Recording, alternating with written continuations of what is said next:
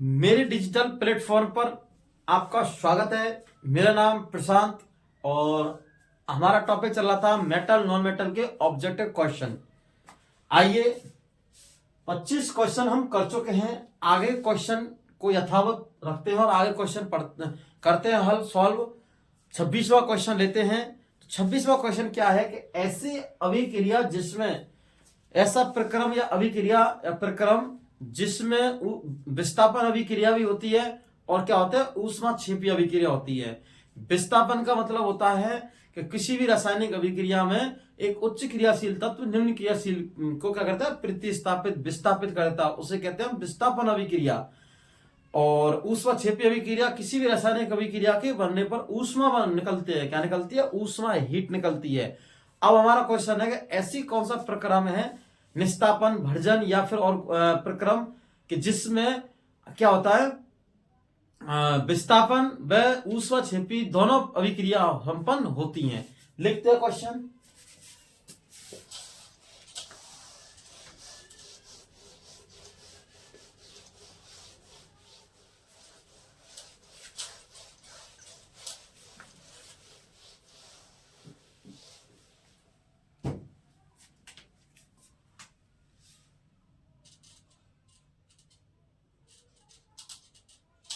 ऐसा कौन सा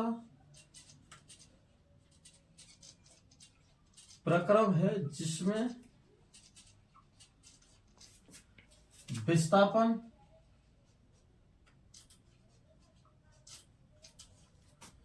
व ऊष्माक्षेपी 26वां क्वेश्चन। कितना? 26 क्वेश्चन। ऐसा कौन सा प्रक्रम है जिसमें विस्थापन व ऊष्माक्षेपी अभिक्रिया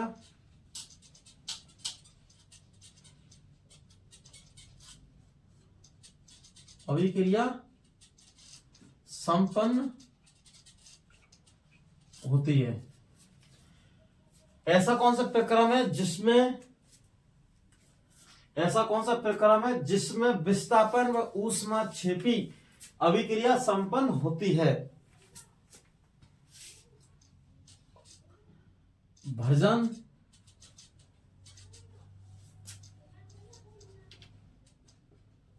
निस्तापन,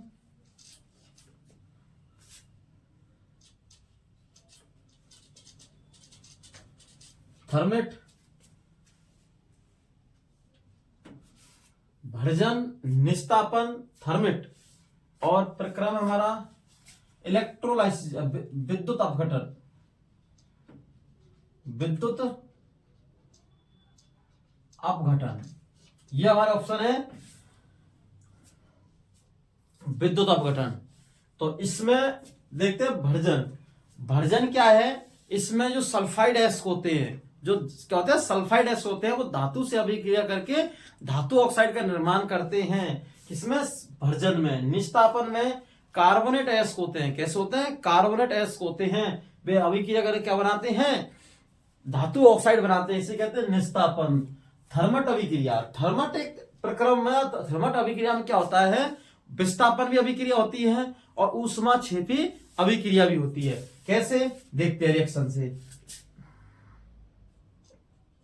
Fe2O3 प्लस 2OL बराबर equal to Al2O3 plus 2F plus ऊष्मा निकलती है। क्या कह रहा है? Fe2O3 plus 2Al equal to Al2O3 plus 2Fe plus ऊष्मा प्रक्रम में। तो इसमें क्या होता है, ये एल्यूमिनियम ने Fe को प्रतिस्थापित कर दिया, स्वयं उस जगह जुड़ चुका है। इसका मतलब क्या होगा? ये विस्थापन अभिक्रिया, डिस्प्लेसमेंट रिएक्शन हुई। क्या? डिस्प्लेसमेंट मतलब इसने एल्यूमिनियम अधिक क्रियाशील है। कैसा है? अधिक क्रियाशील तत्व है। इसने किसको कर दिया? आयरन को प्रतिस्थापित कर दिया। तो इसमें कौन सी रिएक्शन भी हो रही है? विस्थापन अभिक्रिया भी हो रही है। ठीक है। दूसरा, इसमें क्या निकल रही है? ऊष्मा बाहर निकल रही है। क्या निकल रही है? ऊष्मा, हीट बाहर निकल रही है। इसका मतलब ये कैसी अभिक्रिया है? ऊष्माक्षेपी अभिक्रिया है। कैसी अभिक्रिया है?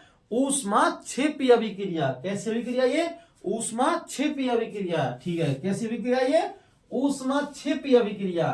तो हमारा कौन सा इसमें हुआ कि थर्मट अभिक्रिया। थर्मट प्रक्रम में किसमें? थर्मट अभिक्रिया। थर्मट प्रक्रम में क्या होता है कि एक तो होता है विस्थापन। क्या होता है? विस्थापन।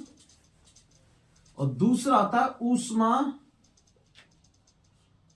अभिक्रिया। दो होते हैं, विस्थापन होता है और ऊष्माक्षेपी अभिक्रिया, ऊष्मा बाहर निकलती है। तो कौन सा प्रक्रम है? थर्मट प्रक्रम। आंसर हुआ हमारा सी। क्या हुआ? आंसर हमारा होगा सी।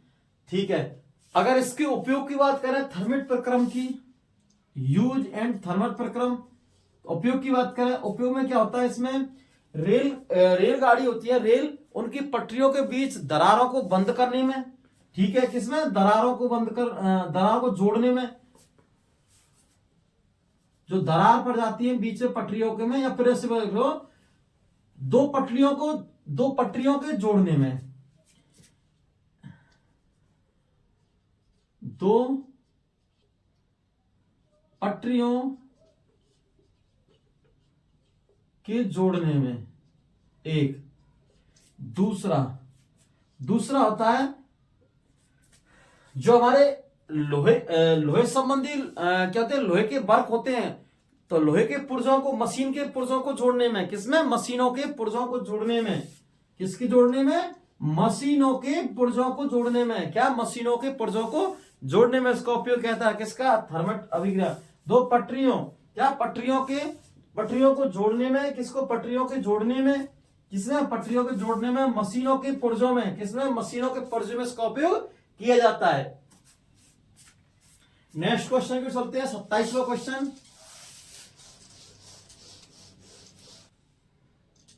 क्वेश्चन 27,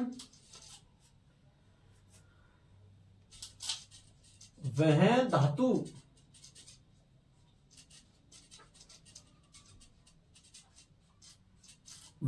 धातु कौन सी है जो कमरे के ताप पर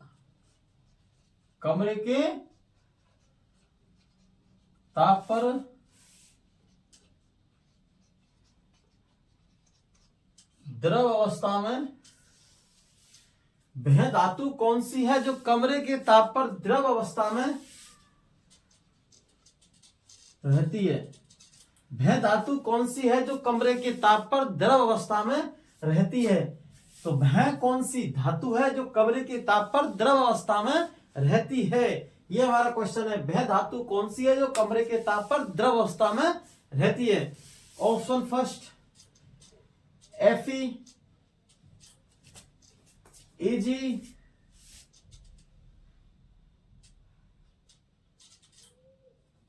Hg,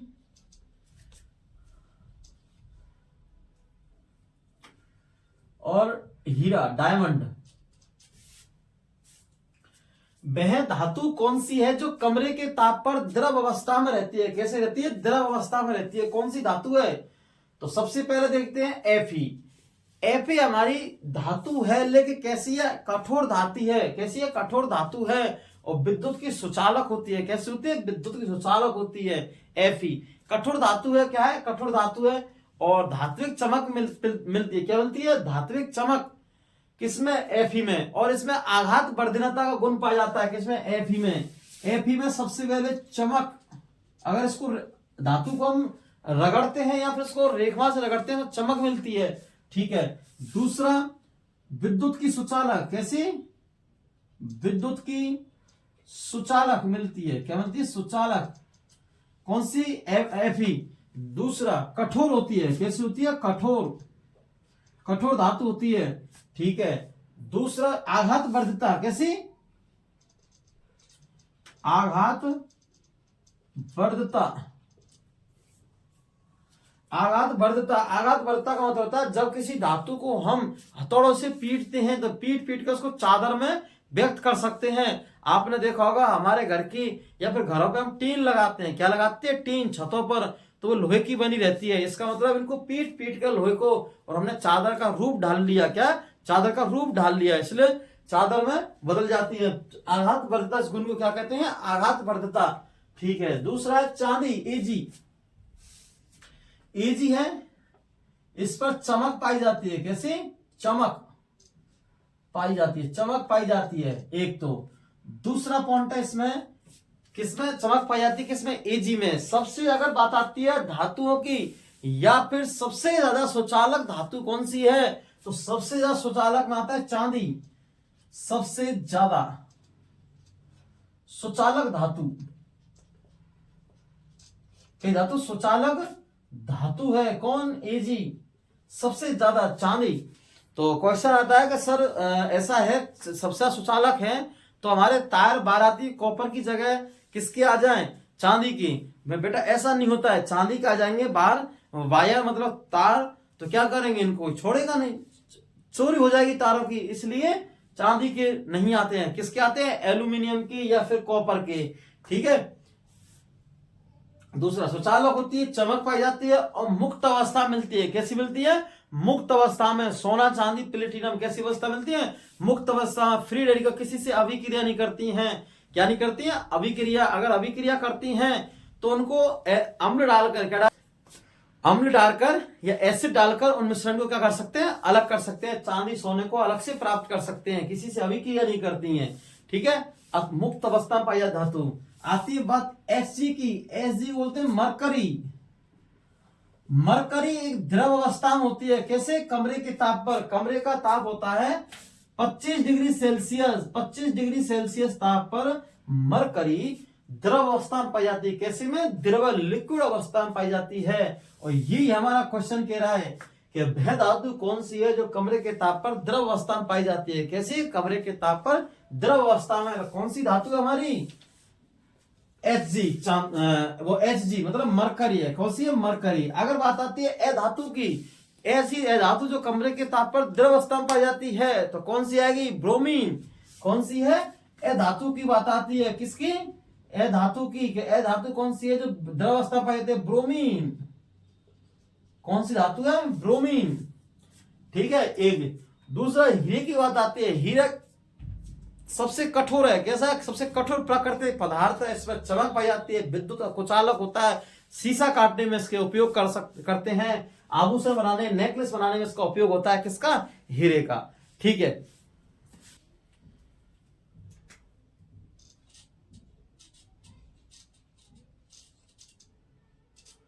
कौन सा क्वेश्चन है? 28वां। 28वां क्वेश्चन है, आयनिक यौगिक कितने प्रकार के होते हैं? टाइप्स ऑफ आयनिक यौगिक। Ionic compound. आयनिक यौगिक कितने, आयनिक यौगिक कितने प्रकार के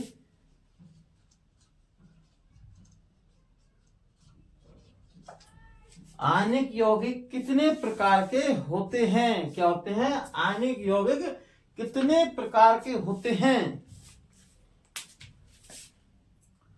सबसे पहला है फर्स्ट नंबर पर ए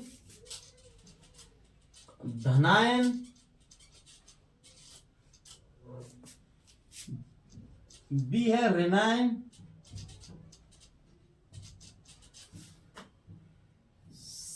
सी है दोनों, डी है ऑप्शन में इनमें से कोई नहीं।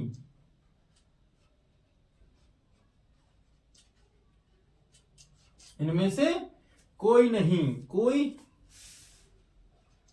नहीं। तो क्वेश्चन हमारा आयनिक यौगिक कितने प्रकार के होते हैं? क्या होते हैं? कितने प्रकार के होते हैं? तो आयनिक यौगिक में क्या होता है? सबसे पहले आयनिक यौगिक की परिभाषा देखें तो आयनिक यौगिक की क्या होती है? परिभाषा। आयनिक यौगिक परिभाषा की बात होती है तो आयनिक यौगिक कहते हैं आयनिक यौगिक में धातु से इलेक्ट्रॉन ए धातु की ओर गमन करते हैं। क्या करते हैं? ए धातु की ओर गमन करते हैं। क्या करते हैं? धातु की ओर गमन करते हैं। किसकी ओर? अधातु की ओर से कहते हैं आयनिक कंपाउंड। क्या कहते हैं उसको? Ionic compound. अब आती है ionic compound, types of ionic compound. कितने प्रकार के होते हैं आयनिक यौगिक? कितने ionic compound types of ionic compound कितने प्रकार के होते हैं? तो आयनिक यौगिक दो प्रकार के होते हैं। कितने प्रकार के? दो प्रकार के। आयनिक यौगिक दो प्रकार के होते हैं। कितने? दो प्रकार के। फर्स्ट तो हमारा है इसमें धनायन, दूसरा है ऋणायन।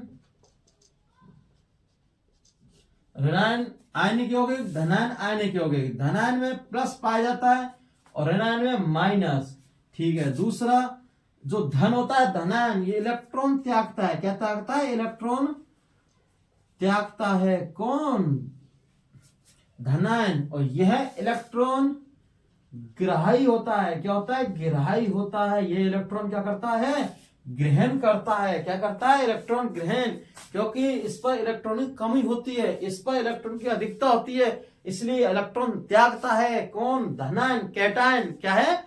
कैटायन बोलते हैं इसको बोलते हैं एनायन। एनायन होता है इलेक्ट्रॉन ग्रहण करता है। क्या करता है? एनायन इलेक्ट्रॉन ग्रहण करता है। क्या करता है? इलेक्ट्रॉन ग्रहण करता है। ठीक है। इसको बोलते कैटायन, इसको बोलते एनायन। तो दो प्रकार के होते हैं। कितने? दो प्रकार के। अब देखते हैं हमारे ऑप्शन पर हम धनायन, हाँ ये भी होता है। आयनिक यौगिक ऋणायन, ये भी होता है। ठीक है। दोनों, इसका मतलब आयनिक यौगिक धनायन ऋणायन, इनमें से कोई नहीं। तो आंसर हुआ हमारा सी। क्या होगा? सी। कि धनायन ऋणायन दोनों होते हैं आयनिक यौगिक। क्या होते हैं? दोनों होते हैं आयनिक यौगिक। ठीक है। कैटायन और एनायन। कैटायन मतलब त्यागने वाला, इसको हम दाता बोल सकते हैं, इसको हम ग्राही बोल सकते हैं। क्या बोल सकते हैं? ग्राही। इसको हम अमीर बोलते हैं। क्या? रिच। इसको बोलते हैं पुअर। ठीक है। पुअर शब्द गरीब से नहीं है, इसका मतलब लेने वाला। ठीक है। ऐसा नहीं है किसी के साथ के पुअर है गरीब है, उससे हम संबोधित नहीं कर रहे हैं। हम कर रहे हैं एक रिच और एक पुअर से, लेने वाला और देने वाला। ठीक है।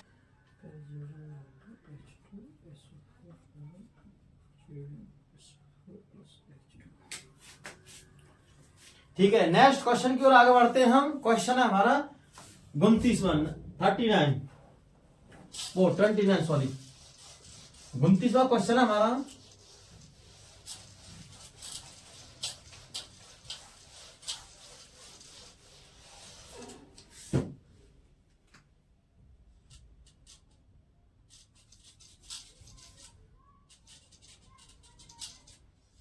क्वेश्चन 29 है, धातु तनु अम्लों के साथ अभिक्रिया करके कौन सी गैस बनाती है? ये क्वेश्चन हमारा। धातु तनु अम्लों के साथ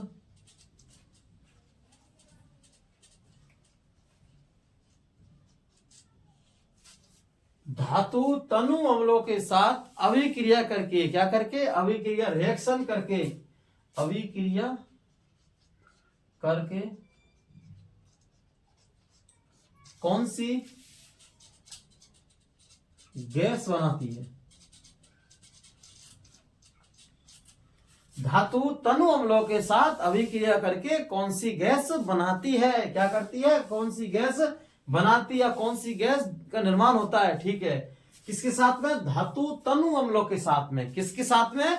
धातु तनु अम्लों के साथ में अभिक्रिया करके कौन सी गैस बनाती है? क्या बनाती है? कौन सी गैस बनाती है? कौन? धातु किस साथ? तनु अम्लों के साथ। किसमें?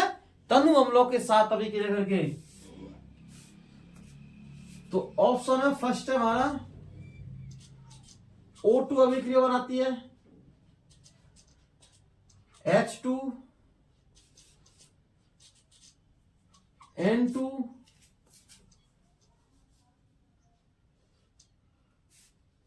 और डी ऑप्शन है हमारा O2 H2 N2 और CO2। O2 H2 O2 H2 N2 CO2 O2 H2 O2 CN2। ठीक है। अब देखते हैं हम रिएक्शन देखते हैं। अभिक्रिया से सही पता लगेगा हमें कौन सी गैस बनाती है। क्या? धातु तनु अम्लों के साथ अभिक्रिया करके क्या करते हैं? तनु अम्लों के साथ में जब एक परख नली में हम तनु अम्ल डालते हैं, क्या डालते हैं? तनु अम्ल। ठीक है, रिएक्शन देखते सबसे पहले, जैसे हम Mg या कोई धातु है मैग्नीशियम, उसकी अभिक्रिया कराते हैं हम 2HCl से। किससे? 2HCl से। तो अभिक्रिया कराते हैं तो MgCl2 प्लस H2 गैस क्या है? Mg तनु अम्ल 2HCl से अभिक्रिया करके क्या बनाता है? MgCl2 प्लस H2, मतलब हाइड्रोजन गैस बनती है। क्या बनती है? Hydrogen gas. इस चिन्ह का, प्रतीक का मतलब है हाइड्रोजन गैस बन रही है और निकल रही है। क्या निकल रही है? हाइड्रोजन गैस निकल रही है। तो क्या है? H2। ठीक है, दूसरा, अगर हम अभिक्रिया कराते हैं जिंक की, एक धातु है, H2SO4 से। किससे? H2SO4 से अभिक्रिया कराते हैं तो ZnSO4 प्लस H2, ये भी गैस निकल रही है। क्या निकल रही है? ये भी गैस निकल रही है। क्या निकल रही है? H2 गैस निकल रही है। तो क्या हमें क्या समझ में आया इससे कि अगर हम धातुओं की अभिक्रिया, क्या धातुओं की अभिक्रिया तनु अम्ल के साथ कराएंगे तो हमें कौन सी गैस प्राप्त होगी? हमें H2 गैस प्राप्त होगी। कौन सी गैस प्राप्त होगी? H2S गैस प्राप्त होगी। जब हम मैग्नीशियम की अभिक्रिया हाइड्रोक्लोरिक अम्ल के साथ कराते हैं तो मैग्नीशियम क्लोराइड बनता है, साथ में H2 गैस निकलती है। कौन सी गैस निकलती है? H2 गैस निकलती है। कौन सी गैस निकलती है? H2 गैस निकलती है, हाइड्रोजन गैस निकलती है। अगर हम जिंक की अभिक्रिया सल्फ्यूरिक अम्ल से कराते हैं, H2SO4 से कराते हैं, जिंक सल्फ्यूरिक बनता है। क्या बनता है? जिंक सल्फ्यूरिक, मतलब धातु सल्फ्यूरिक बनता है और प्लस में H2 बाहर निकलता है। क्या निकलता है? H2 बाहर निकलता है। क्या? H2 gas. यह H2 गैस ही उपस्थिति लगाता है कि अभिक्रिया किससे कराई है? धातु की तनु अम्ल से। H2 गैस की उपस्थिति का पता लगता है, अनुमान लगता है कि क्या अभिक्रिया है? धातु की तनु अम्लों के साथ अभिक्रिया आती है। किससे? धातु की तनु अम्लों से क्या कराई है? अभिक्रिया, रिएक्शन कराई है। क्वेश्चन हमारा धातु तनु अम्लों के साथ, क्वेश्चन आता है एग्जाम में, धातु तनु अम्लों के साथ में अभिक्रिया करके कौन सी गैस देती है? तो आपको रिएक्शन लिखनी है सबसे पहले। अगर रिएक्शन आप पे लिखना आती है तो आपका आंसर क्या होगा? क्या होगा? सही होगा, क्योंकि स्पष्ट इसमें दिख रहा है H2 गैस। कौन सी गैस? H2 गैस निकल रही है। कौन सी निकल रही है? H2 गैस निकल रही है। तो आंसर होगा हमारा बी ऑप्शन पे। क्या होगा? Answer B, H2। Hydrogen gas निकल रही है। क्या निकल रही है? H2 गैस निकल रही है। क्या निकल रही है? H2 गैस निकल रही है। कौन सी गैस निकल रही है? H2 गैस निकल रही है। कौन सी गैस निकल रही है? H2 गैस निकल रही है। मैं बार बार बता रहा हूं क्योंकि ये क्वेश्चन एग्जाम की दृष्टि से इंपॉर्टेंट है। क्या है? इंपॉर्टेंट, एग्जाम की दृष्टि से इंपॉर्टेंट है। कौन सा? धातु की तनु अम्लों के साथ अभिक्रिया कराने पर H2 गैस निकल रही है। कौन सी गैस निकल रही है? H2 गैस निकल रही है। आगे चलते हैं, 30 क्वेश्चन की ओर आगे बढ़ते हैं।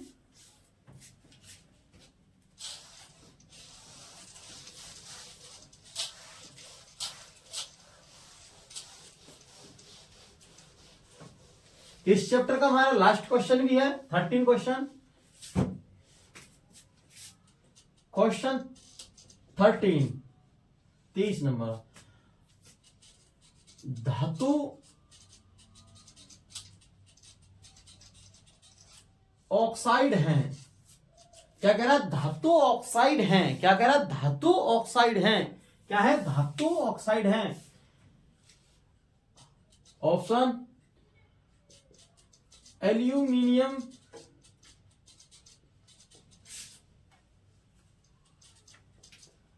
ऑक्साइड, बी में कॉपर ऑक्साइड,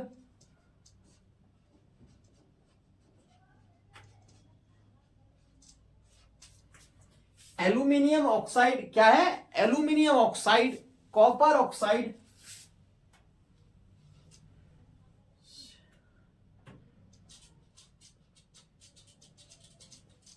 पोटेशियम ऑक्साइड,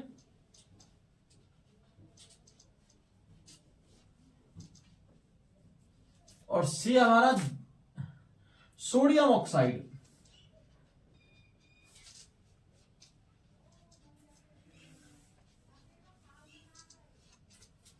पहला है aluminium oxide, copper oxide, potassium oxide का है, पोटेशियम ऑक्साइड, सोडियम ऑक्साइड। सबसे पहले बात आती है धातुओं की। धातु ऑक्साइड होते क्या हैं? क्या होते हैं?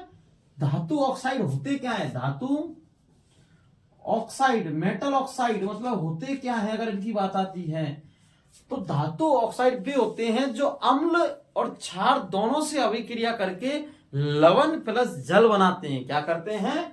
धातु ऑक्साइड अम्ल व क्षार दोनों से अभिक्रिया करके, क्या करके? दोनों से अभिक्रिया करके,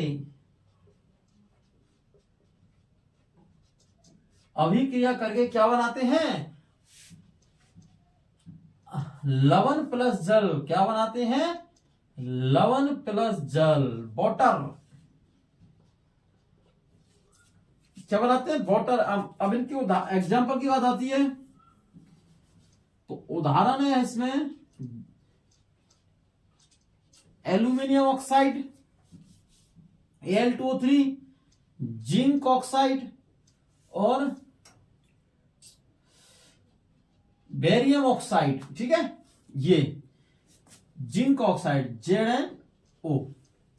इसमें क्या होता है? देखो ये क्या है? हमारा धातु ऑक्साइड है। कोई क्या है? धातु ऑक्साइड की अभिक्रिया किसके साथ कराते हैं हम? कोई अम्ल के साथ में। माना कि कोई अम्ल ले लिया हमने, ठीक है, किसी अम्ल के साथ में, दोनों के साथ किसी करा सकते हैं, अम्ल के साथ में, क्षार के साथ में, मतलब एसिड या बेस के साथ में, किसी के साथ हम संपन्न करा सकते हैं किसको? अभिक्रिया को।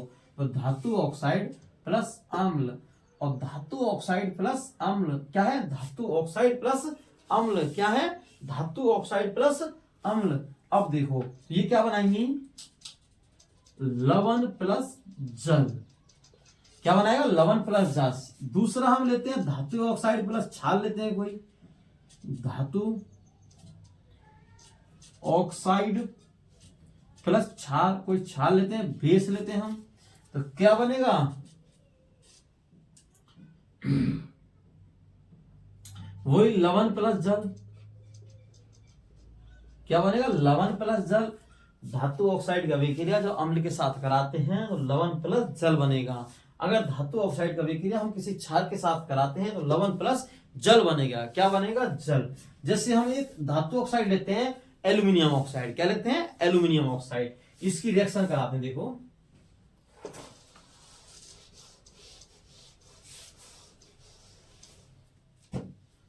जैसे हमने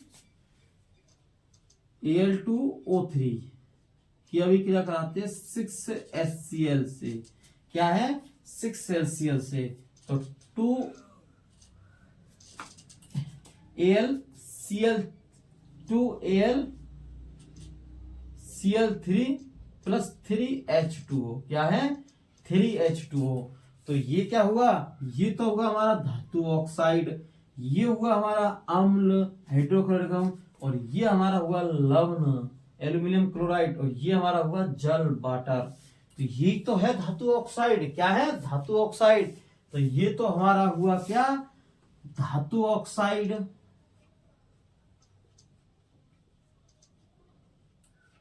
ये हमारा हुआ अम्ल, और ये हुआ हमारा क्या? लवण, और ये होगा हमारा क्षार। ठीक है, अगर इसी की अभिक्रिया एल्यूमिनियम ऑक्साइड की अभिक्रिया क्या कराएंगे हम? क्षार के साथ में। देखो अब इसके साथ में कराएंगे, किस साथ में? क्षार के साथ में।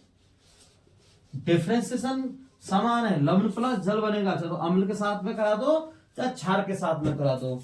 जैसे हमने Al2O3 की अभिक्रिया हमने किससे कराई? NaOH से, सोडियम हाइड्रोक्साइड से। तो क्या बनेगा? सोडियम क्या बनेगा? Sodium Al2O3 plus H2। तो ये क्या हुआ हमारा? धातु ऑक्साइड, और ये हुआ हमारा क्षार, और ये हमारा क्या हुआ? लवण प्लस क्या हुआ? जल। तो यही तो हमें प्राप्त करना है धातु ऑक्साइड में। तो इसमें आंसर हमारा कौन सा होगा, एल्यूमिनियम ऑक्साइड। कौन सा होगा, एल्यूमिनियम ऑक्साइड। आंसर होगा हमारा बी, क्योंकि एल्यूमिनियम ऑक्साइड है। कौन सा है, एल्यूमिनियम ऑक्साइड। ये हमने रिएक्शन देखी है दोनों के दोनों, फर्स्ट रिएक्शन सेकंड रिएक्शन, एक तो अम्ल के साथ में, दूसरी क्षार के साथ में, लवण प्लस जल बन रहा है। कह रहा धातु ऑक्साइड है, एल्यूमिनियम ऑक्साइड है, कॉपर ऑक्साइड नहीं है, सोडियम ऑक्साइड है नहीं है, पोटेशियम ऑक्साइड नहीं है। कौन सी है, एल्यूमिनियम ऑक्साइड। अगर होता हमारा जिंक ऑक्साइड होता तो इसको मानते, बेरियम ऑक्साइड होता है इसको मानते, लेकिन क्या इसमें एल्यूमिनियम ऑक्साइड है, इसलिए हम इसको टिक कर रहे हैं। तो आंसर क्या हुआ, फर्स्ट। क्या हुआ, फर्स्ट आंसर। तो आंसर हुआ हमारा ए। क्या हुआ, आंसर ए। ठीक है, हाँ सोडियम दो, ऐसा दो लगा दो है, इससे सोडियम की बैलेंसी कंप्लीट हो जाएगी। H2 है, ठीक है, हाइड्रोजन बैलेंस कंप्लीट। ठीक है, तो ये तो फिर मिलते हैं आपसे नेक्स्ट वीडियो में।